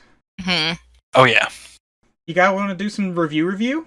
Do we do that before or after recommendations? We do it before, right? I think we do it before recommendations. Okay. Because I am itching to do recommendations this week. Oh, boy. All right. We'll start with some review. So, Erika, in case you don't know, we take reviews on the internet. Specifically for this one, we're doing Goodreads. And we just review them. We give a quick review of the reviews that we're already giving. Great. So on Goodreads, this book in particular, the first book, The Invasion, has 3.82 out of 5 stars. The complete Animorphs series has a 4.36 out of 5 stars. That's pretty high for Goodreads. Pretty good. People really like this series. Lots of the reviews were people saying that they feel old because, like, how long has it been since they've read these books, that they love these books as kids, that they were darker than they remember. A lot of kind of the stuff that we have said throughout this, where we're like, man, I don't remember it being, like, this important, or, like, this crazy dark and everything. But let's get into some of the reviews. This review is from Weathervane. Weathervane says, a worthy start to the series, though prefigures those deficits found in future... I forgot how pretentious the guy sounded. Prefigures those deficits found in future installments. For example, the denouement feels a leap from the climactic moment instead of a steady decline on foot. The odds in the definitive action scene are, let's face it, prohibitive, and one is left wondering how the Animorphs managed to escape an army with guns. Firearms really are the greatest inhibitors of disbelief suspension in the action genre, and modern stories in general. And Visser 3, the series' ultimate villain, twirls his metaphysical mustache a mite too much for an adult reader who hates superhero dramas. Still, the emotional foundation here is solid and sets the stage for the kind of moral and character-based turmoil in which Animorphs excels. 3 out of 5 stars. Sorry, Weathervane, but I don't know why your head's so far up your ass. What is with the verbiage of this review? It's like he took... We were talking about how the simple language kind of helps Animorphs, and he's like, nope. That was just a needlessly word salad-y, pretentious review. He could have made all the points he made in a far simpler manner, and I wouldn't have had such a visceral, like, shut up reaction to that. Lots of the good books, or the Goodreads reviews are like that, where people will go on for like 4 or 5 paragraphs, and it's like all super high vocabulary. It's like, you looked up a thesaurus for this shit. Don't lie. We know. That guy was just twirling his mustache just like Visser 3. Yeah. I feel like he was swirling some cognac in a big plushy leather chair in his study, trying to take Animorphs down a peg. So that's my review. I don't think it's fair to say because guns are involved, that's the end-all, beat-all. If that were true, why would we even bother having the action genre in general? Yeah. Yeah, it's a nitpick. That's all it is. Yeah. This one's from AJ Griffin. AJ Griffin says, some might argue that the concept, a gaggle of 13-ish-year-olds stumble upon a dying alien who grants them the power to morph into any animal so that they can fight the impending invasion of a species of brain-infesting slugs, accept this offer, actually avoid death in the first 5 minutes while still doing their homework, is a stretch. So is the Bible, dudes. Unlike Jesus and Co., however, the Animorphs actually interested me. 5 out of 5 stars. Okay, Have you ever... Cute. Cute, I guess, because people's their takes on suspension of disbelief always kind of boggle my mind. So a lot of people seem to like want to preface their opinions with like, this may sound stupid, but it's actually like I mean, this is what fiction's for. Like, specifically sci-fi. Yeah, it's for the otherworldly. It's for the outlandish. It's for the this can never happen, or this... that's the point, is to suspend disbelief. Like, I mean, I get people have their own tastes, and, like, some genres or stories just don't cater to people, and that's fine. But, like, if you're gonna read a story about aliens taking over Earth and children who can turn into animals fighting them, like, you either accept that on its face or you don't, you know? So, like, just the need to preface with, like, this might sound stupid, but I don't know. That's a pet peeve of mine. I'm getting pretentious myself, but I just like the random attack on organized religion. It's like, wow, I didn't know we were gonna go there, but okay.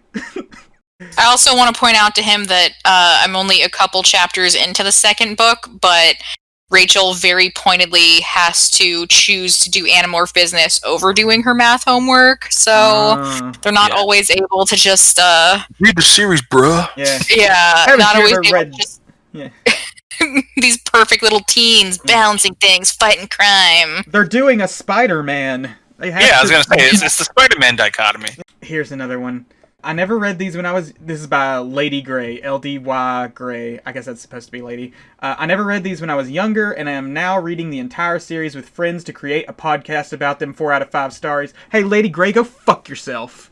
Hey, Lady Gray, what the fuck? Yeah, this was our idea. I know your review was posted like a year ago, and you've probably already got like 15 episodes out or something, but fuck off. This is our turf. We came into the game late, but we're now the official Animorphs podcast. I hate that you had this idea a whole year before us, but I hope your podcast is doing great. Erika, hit us with some of those. Erika, hit us with some of those podcasts. Oh yeah.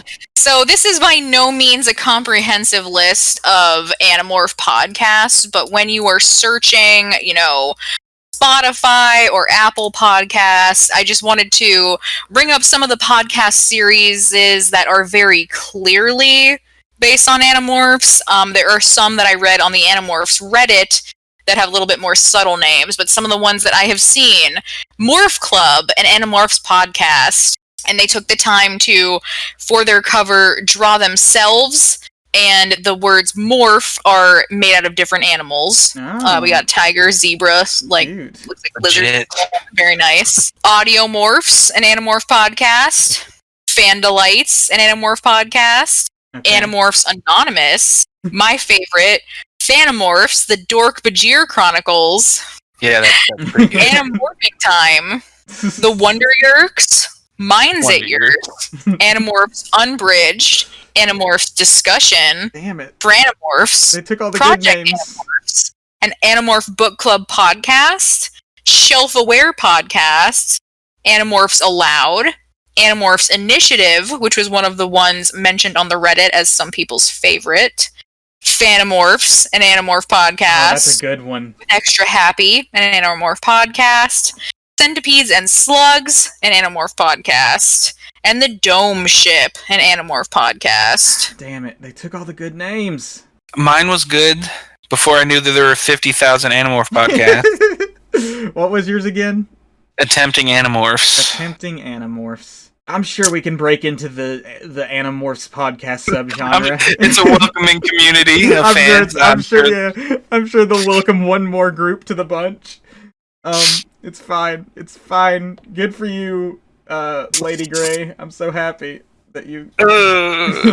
Screw you, Lady Grey. Here's one of my favorites. James McLennan says...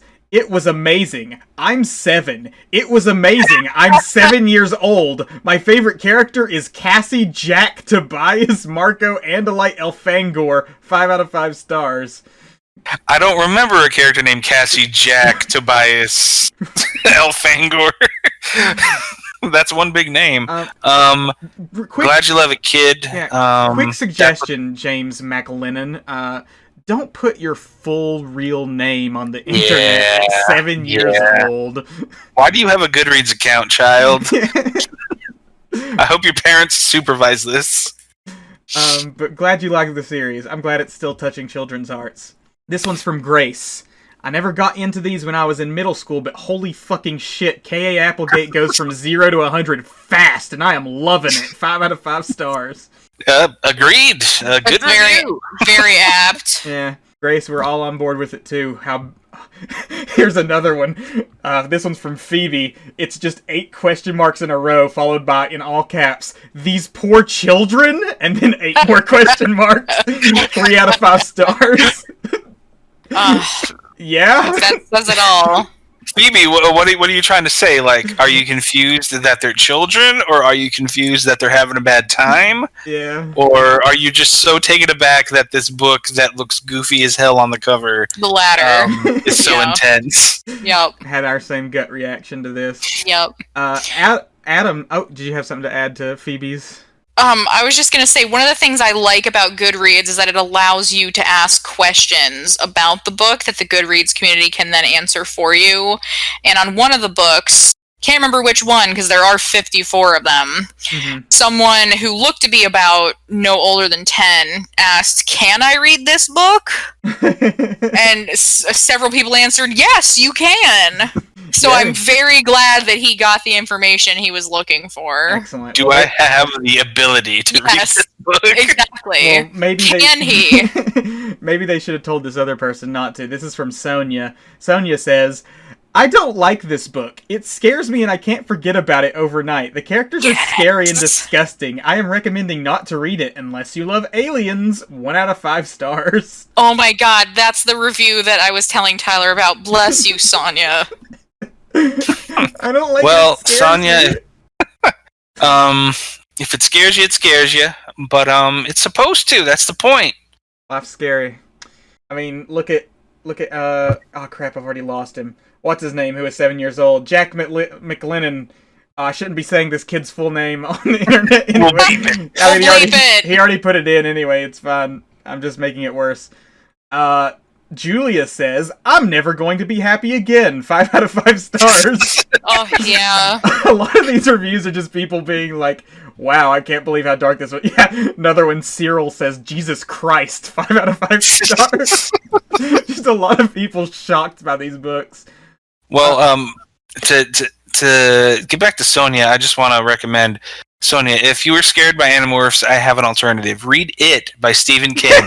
It is far... It's got a clown! It is far more happy-go-lucky than Animorphs. Look at the happy clown! Haha! Yes. Yeah. It's about a group of children and their relationship with a clown. It's right up your alley.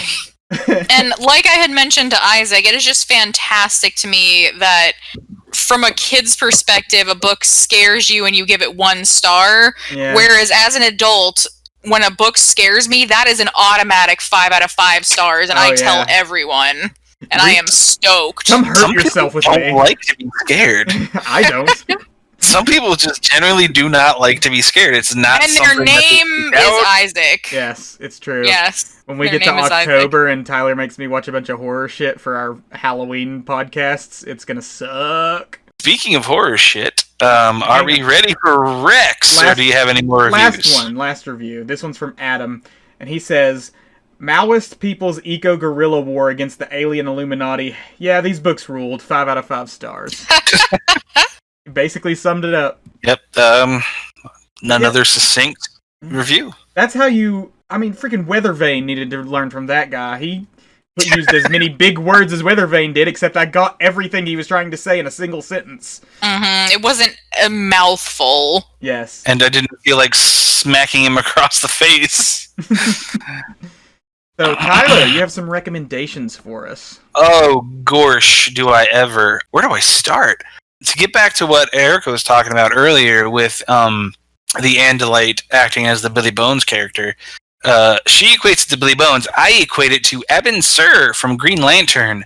As we were listening to it, I'm like, oh, this is the Green Lantern trope. I love it. It's, for those of you unfamiliar with the DC character Green Lantern, an alien crash lands on Earth. The protagonist finds him, and the alien bestows him with the power, and he has to go and fight and be the hero. So it gave me Green Lantern vibes. So if you like the trope of an alien giving people powers, read Green Lantern. Any specific Green Lantern comic that you would recommend? Specific Green Lantern comic I would recommend. Yeah, that's a thank you for because that's there's a lot of Green Lantern out there, I feel like. In my opinion, Green Lantern starts and stops with Jeff Johns' epic run. He pretty much redefined Green Lantern for an entire generation. No hyperbole. His Green Lantern is one of my favorite fictional mythologies that I've ever read. So yeah, I mean, it's nothing like Animorphs except for the whole alien giving people powers thing, but that's good enough for me. To get more specific, there's a whole subgenre of alien parasites taking things over. We mentioned Robert A. Heinlein's The Puppet Masters, which was a book published in the 50s, I believe. Yep, because it's very much about communism. Yeah. And then there is Invasion of the Body Snatchers, which is the same premise, which has had like 15 gajillion movie versions. The best one is from the 70s, which stars Leonard Nimoy and Jeff Goldblum and Donald Sutherland. It's a very paranoid, scary, spooky invasion story. They're not brain parasites, but they replicate you in these gross pods, and they replace you. So while they're not necessarily in your brain parasites, they're still, something that takes you over, copies you to take over the world.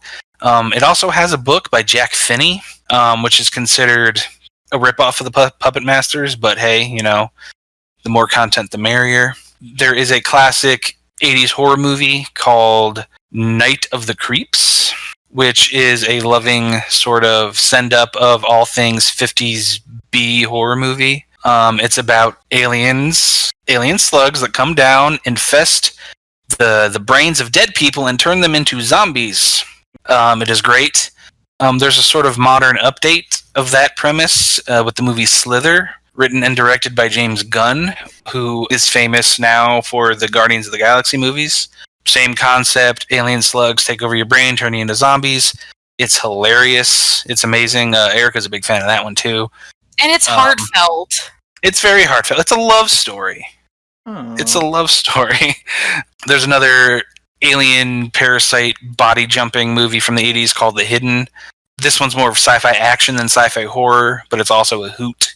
God, there's and if you're just into stories of some type of intelligence taking over other things, Star Trek The Next Generation have the Borg, which are a technological race. Their whole deal is assimilating all beings to become a part of their collective. They're some of the more famous villains in the Star Trek universe, and you don't really need to have any sort of knowledge of Star Trek to jump into that. You could just watch The Best of Both Worlds, Part 1 and 2 from The Next Generation. It's on Netflix. I guess to top it off and to make me stop running my mouth, there is also the Cybermen from Doctor Who, which predate the Borg, but are very much like the Borg.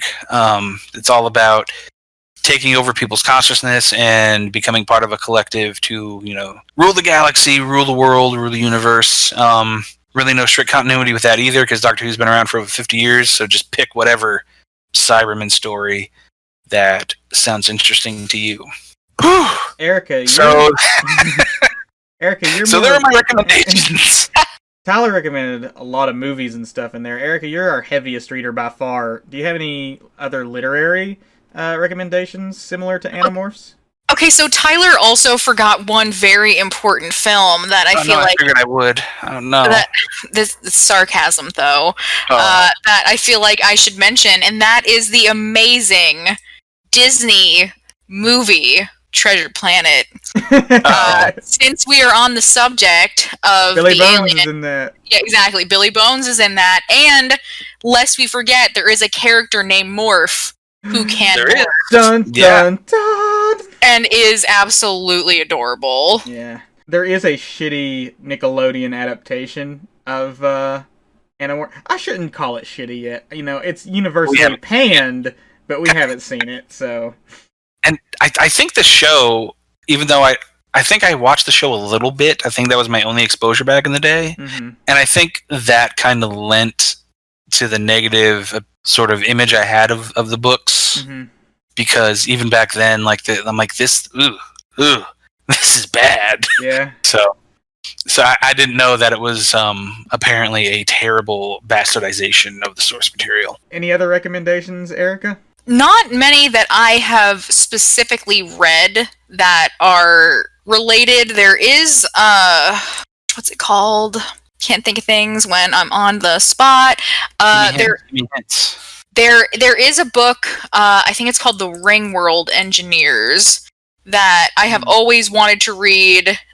It's a sci-fi book that won Hugo and Locust Awards, and is supposed to be pretty similar in that it has like a lot of mind control things, and it's one of those that's been kind of like on my radar to read that I haven't read. I super highly recommend Puppet Masters for people who haven't read it. Not only is it a lot of fun because it does predate Invasion of the Body Snatchers and have a lot of the same tropes. Like I mentioned to Isaac, a small spoiler for the ending is that unlike the Yeerks, the mind control jelly disgusting things did not go in through the ear. They attach themselves between the shoulder blades. Oh, that's right. So the solution in order to stop this is to have everyone strip nude. So for a good amount of exactly. So for a good amount of time, all the main characters and every character you encounter has to immediately become nude, which leads to some interesting situations. Nice. And the Puppet Masters also has a couple of movie adaptations. There's a good one from one. There's a good one. 50 movies. No, I said Invasion of the Body Snatchers. I said Body Snatchers, you said not Puppet Masters too. Yes, you did. Well, there's one from the 90s directed by Abel Ferreira, and it's good. So watch that one too. Do you have any recommendations? Because I have more. Yeah, here's my recommendation. If you like Shut up. Ouch, that's my wife. That's his wife, people. My wife. If you like any story where people turn into animals, just crack open any book about mythology ever. You've got like an 80% chance of running into a story where a person turns into an animal. That's my only recommendation, because you've covered everything else and you still have more. Not everything. If you just like the idea of, people deriving their powers from animals and like sort of the team dynamic and, fighting an alien threat, there's the entire Power Ranger series you can go with. There's also another comic book that I just thought of, another DC property called Animal Man. Power Rangers, Tyler? Don't you mean Super Sentai? I didn't want to go that deep just yet, okay? Because it's hard to watch a lot of Super Sentai. Legally, that is. Well, isn't it all on that one site now? Oh, yeah, that's right. There's a lot of it on Tubi. Yeah. Oh, anyway, Super Sentai, which is the original unaltered Japanese versions of Power Rangers. Also, I said Animal Man. Okay, specifically the Grant Morrison run from the 80s. Animal Man's powers are sort of kind of anamorphy. He kind of puts out telepathic feelers for an animal within the vicinity, and he could kind of absorb their power. So say, okay, I'll give a good example and then we can wrap it up. He loses his arm in a fight with a villain. Literally, it just gets ripped off. And he's lying there bleeding out. And he's in the middle, he's in an alleyway, there's no animals, so he's like, I'm going to die. I can't, like, what am I going to do? But then he finds a cockroach in his vicinity. And cockroaches can regenerate. So through absorbing the power of a cockroach, he can regrow his arm. That's the kind of story that Animal Man is. It's very subversive. It's pretty fucked up like Animorphs. So yeah, you have a plethora of recommendations on top of the 54 Animorphs books. And the 10 spin-offs. Don't forget the 10 and then the 10 spin-offs. They're integral to the story. And there are a couple series, there are off the top of my head 2 fantasy series that relate to people shifting into animals that I think are really good. And there are a couple things that made me think of some of these series while I was reading the first book of Animorphs. The first one would be the Farseer trilogy by Robin Hobb. Has the amazing character Fitzchivalry Farseer, who both of my cats are named after. Exists in a fantasy universe in which certain people, through their blood, are born with the ability to turn into animals. They can morph, if you will, into animals, but this is seen as incredibly, what's the word here? Taboo? Incredibly, kind of like religious heresy. Oh. It's considered very, very, like, if you see someone do this, burn them on sight. Oh. It's very much frowned upon, but the main character does have the ability to do this, which he uses secretly for assassin purposes. Oh, shit. And it's a pretty interesting world building as far as the hatred of people who are able to morph into animals, and the way that people who have this ability kind of need to hide it and also feel shame themselves, because they're seen as, you turn your body and your mind into an animal, that makes you lowly and disgusting. So Farseer trilogy by Robin Hobb is pretty exciting, and there is also the 12 Houses series, which is by Sharon Shin, which has an amazing fantasy cast of mutants, essentially, who have different powers, one of the main powers being the ability to shapeshift. And there is a character named Donald who gives me very strong Tobias vibes. He very much is more comfortable in the guise of an animal. He had a bad childhood and upbringing. He was very poor.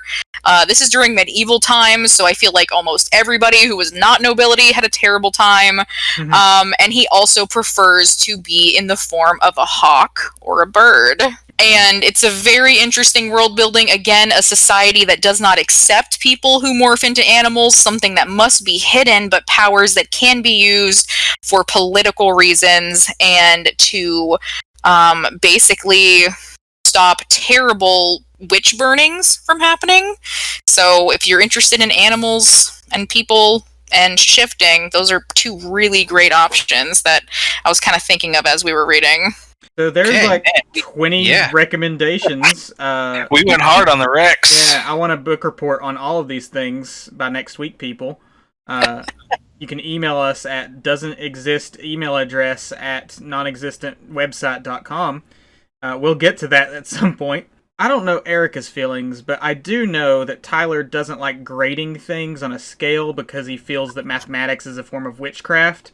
But I am going to give the first Animorphs book, The Invasion, a 25 out of 29 brain slugs. Oh, and Isaac likes to rate things, but completely arbitrarily. So that rating he just gave means nothing. Yeah, Erika, would you like to give an actual rating for once on this show? So I think it should get 452 stars out of a total 1,907. Damn, that's pretty low. But realistically, I think probably Tyler and I are both kind of feeling like a 4.5 out of 5.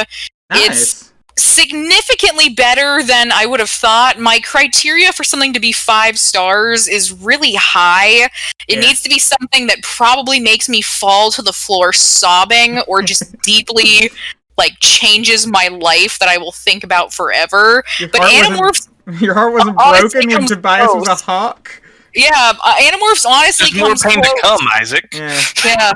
Just the fact that in this, again, less than 300 pages, I already feel so much and am so intrigued, combined with the fact that it's nothing like I thought, it deserves definitively, at least 4 out of 5, 4.5. Closing thoughts? I think we pretty much exhausted it. Yeah. This has been a great... Thank you for joining us, Erika. Thank you for having me. This was fun. It's been nice to talk about the book. I had a lot of feelings. Yeah. I've really enjoyed having you on, and we'll definitely talk more about all the Animorphs books in our new Tongue in Animorphs. Nope, that one's not going to work. No. We'll work on it. We'll workshop it for next time. But as always, this has been Tongue in Geek, where 2 more white guys, and this time a white woman on the internet, talk about pop culture and all things geek. And as always, don't tell my mom. Do not tell Isaac's mom.